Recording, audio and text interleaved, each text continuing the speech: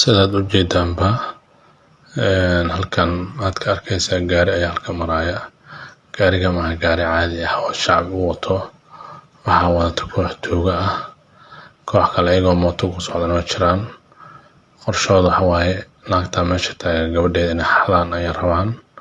gabadha halkaan fadhida dhinacaas ma jeedaa, hooyada gudaha gashay sida arkaysaanba way soo laabatay ridii hubisa mar kale, laakiin ridda furo kuma xirnaa ogoya way ka tagtay. hadda kooxda markay imaanaya halka dib fiiri,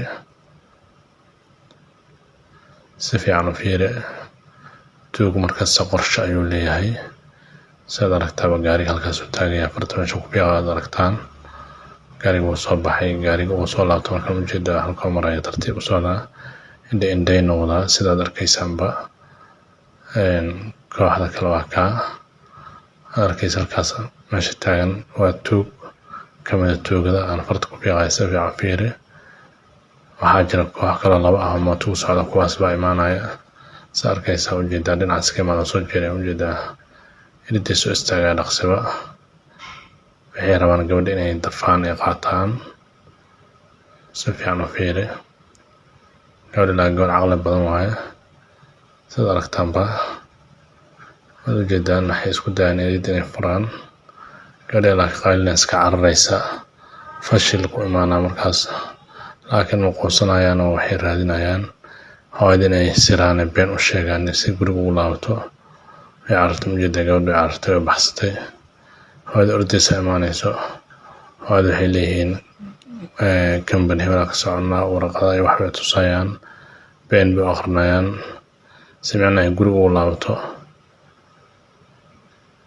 weligaaba iska ilaali qof aqoon asagoo erida taagan, carruurta halka fadhiya dib ha u laabanin. weligaaba ka taxadirtaas.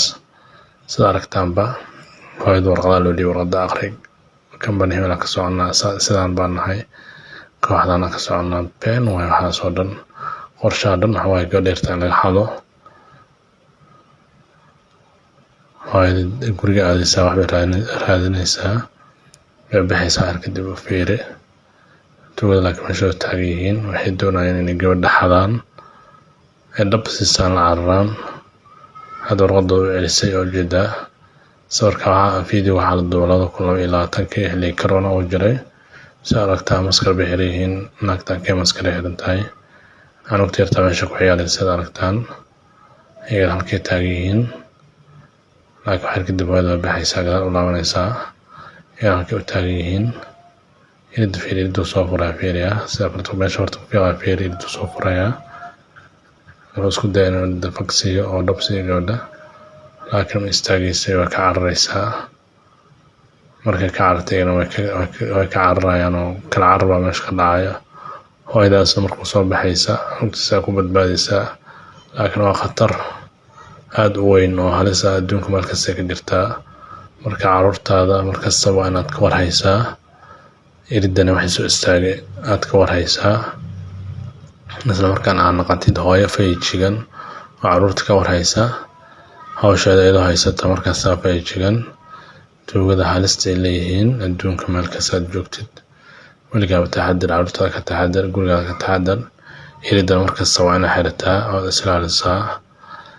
tuugada waa khatar, waa waqti kasta ay kusoo weerar karaan, waqti kasta